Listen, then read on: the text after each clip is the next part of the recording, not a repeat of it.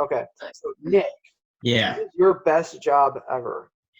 So my best job ever was actually a pizza delivery job that I got about 3 years ago from today, actually. It was my first job ever at a local pizza place called Cecil Whitaker's. If you're from St. Louis, you know where that is or what that is.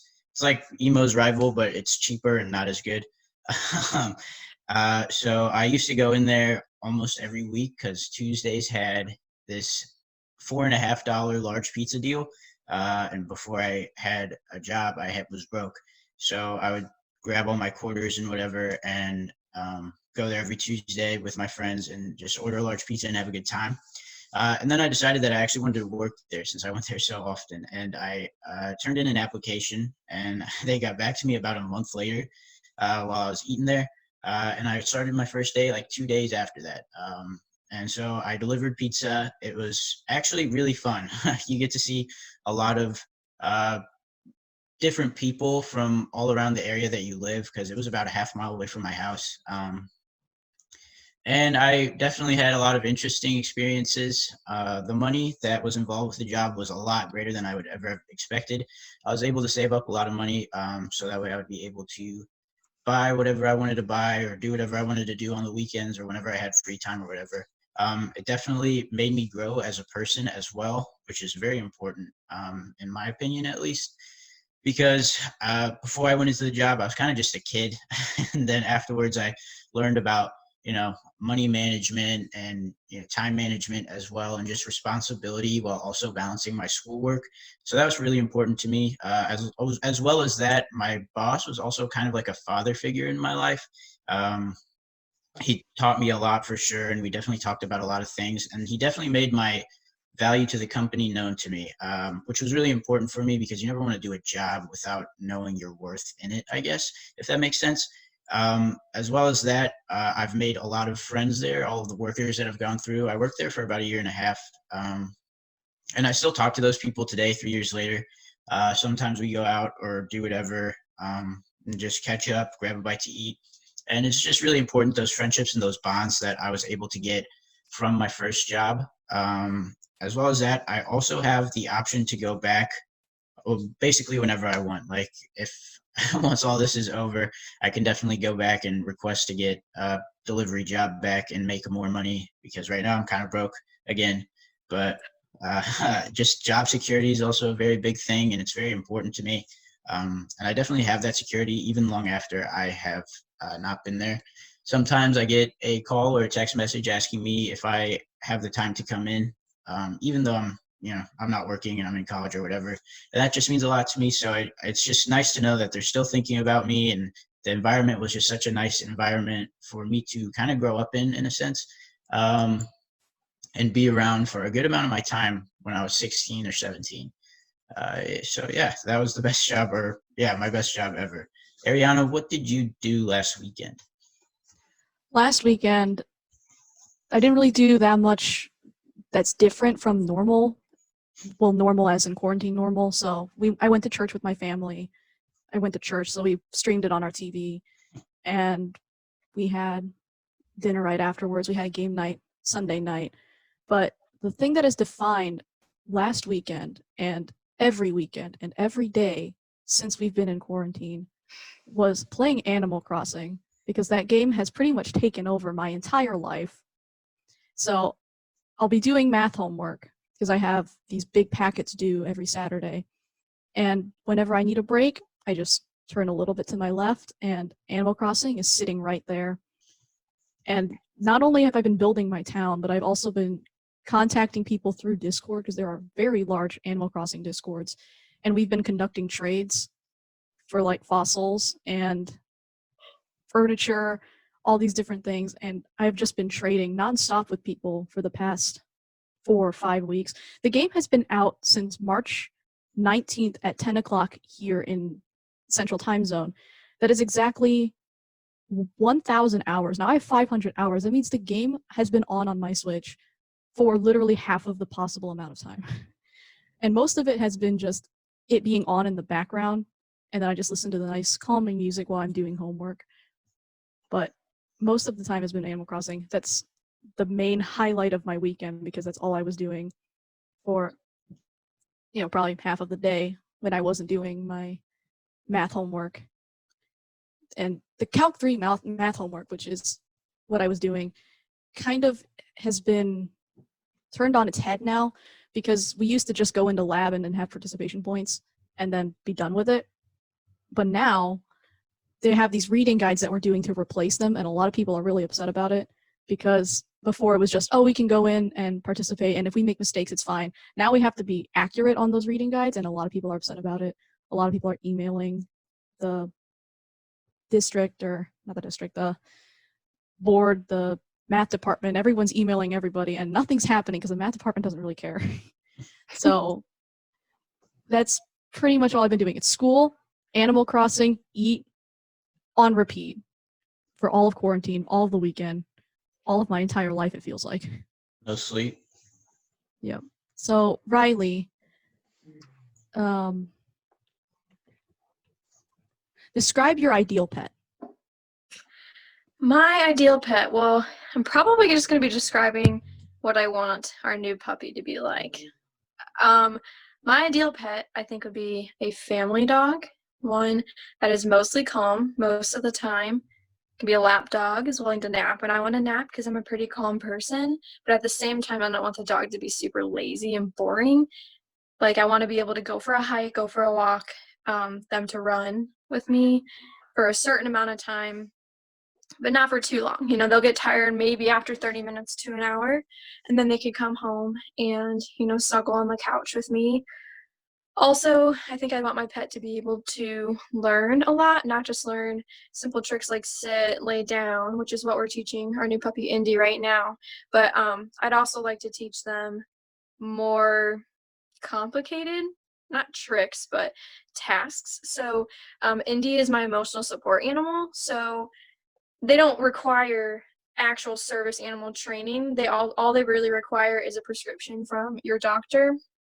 But I would like her to be able to provide emotional support not only to myself, but to anybody that's around her. So I know that one of my really good friends that I just made this year from S&T, she's going through a hard time through depression, anxiety like I am, and she doesn't have access to an emotional support animal. So for someone like her, to help her, myself, it'd be kind of cool if I could almost have her recognize when somebody's crying. I don't know, or maybe like a panic attack, I recognize something like that, and maybe teach her to come forward and like put her paw on you, or try to advance to like snuggle with you, because I know from my personal experience that really calms me down. That's the whole reason why I got prescribed an emotional support animal.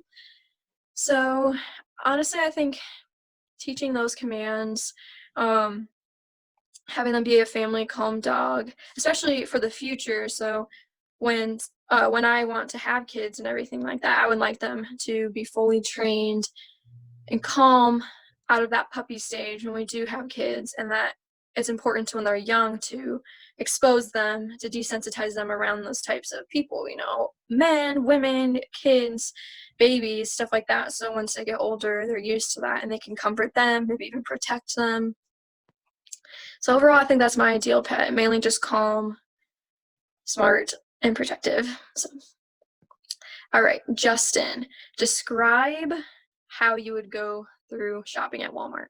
Okay, so because I am one of the only people in my main group of friends who has a car, we go to Walmart a lot, and I've had a lot of experience going to Walmart trying not to spend things, especially since I got a job, my first ever job at Lowe's in Rolla. I now actually have some money that I get to control instead of my parents, and so I have had some hard time trying not to spend a lot of the money, especially on food. That's like one of my main weaknesses. And so I basically just learned how to not buy anything, and I have asked my friends to not let me buy anything. For example, I would go in the TV section because I like TV a lot, and I keep on thinking to myself, I could buy the 70-inch TV. It is on sale for like $525, and I have that money. I've been trying not to spend it. So I would go over there, kind of hug it. I know that's kind of weird, but I would just want to actually buy it. But my friends are good friends, and they will not let me. So I've been thinking of buying a projector instead. And so basically I just have my friends help me not buy stuff. We do go there a lot. Like after Halloween, we would go and do the 50% off candy and all that. So we would go there sometimes at 1 o'clock in the afternoon, in the morning. Sorry, not afternoon, 1 o'clock in the morning, because there's nothing to do. And a lot of my friends are night owls, so we just go there, do something. A lot of times I need to get Gatorade or something like that, but we will just go there. My friend has a weird thing where they have 50-cent loaves, so he would just buy one because he needs a snack or something like that. So I would just basically go through Walmart not buying things with friends' help a lot. Objects I can do. Objects I don't need any help at all. Like, I don't need help. I can know, like, if I want this movie, I don't need it. I can wait until it's like $5 off in the $5 bin, or if I really wanted it. If I didn't, I'll just forget about it. It's not that hard. Just the hardest part is food and maybe that TV. So yeah, that's how I go through Walmart. Okay, Matthew, are self-driving cars the future? I can't say it's gonna be. It's really hard to say because I'm a person when I drive. I mean, I don't own a manual, so I'm not that in control. But I like to stay in control of me driving. A lot of times it's when you drive, you're more concerned about other people driving, not yourself. And knowing that, like, if you haven't someone that has a car driving by itself, it's just one of those things where there's so much involved in driving that you cannot just assume that an AI knows. I mean, you have to understand that the AI needs to know when to stop. The AI needs to know when there's a red light, green light, yellow light. It needs to know when there's a train coming across, if it has to stop. It needs to know if someone made a mistake, that it stops before it hits the car. And, there might be potholes in the ground it doesn't notice. There might be a new road that just got built and they had no idea it's there. Or there might be construction going through the road and it's not knowing that and it just drives straight through all the construction. I mean, there's so much to go on during the road that it's to have an AI try to do all that in one go. It's almost nearly impossible in a way. I mean, you have so much going on. And for me, it's scary, in my opinion, to be sitting in a car that's not under my control. So, like, I don't have any control over it. It just drives, it goes to wherever it goes. I mean, even then, like we talked about earlier, if there was a hacker that hacked into the system, I mean, you're talking probably millions of cars crashing into each other, causing billions of dollars to go down the drain because clearly all the cars are going to be destroyed. And, especially right now, I wouldn't think that if they were going to go to self-driving cars, it'd be most likely electric cars. But the thing is that we don't really have even electric cars right now because our batteries are not good. Nothing, we don't have charging stations all the way around, just like we have gas stations. And that's another thing. When does the car know when to get gas or get charged? Where does it know to get that? There's so many possibilities for it to go wrong. And it's like, is it even going to be possible for that to be so advanced and so intelligent as a human to go through everything and see different points of views, or like not drive off the cliff? Because you always see those things where the GPS tells you to go left and you're like, there's no left. What are you talking about?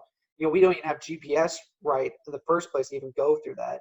So more or less, it's not the fact, is it the future? I just hope it's not the future, just because, like I said, I feel like if people become more reliant on robotics, like for instance, like smart home technology, it's great. But at the same time, it's like almost like the Terminator, eventually that the robots are just going to eventually take over and control our lives in every sort of way. Like that kind of freaks me out in a way. I don't know. To me, like, I just don't.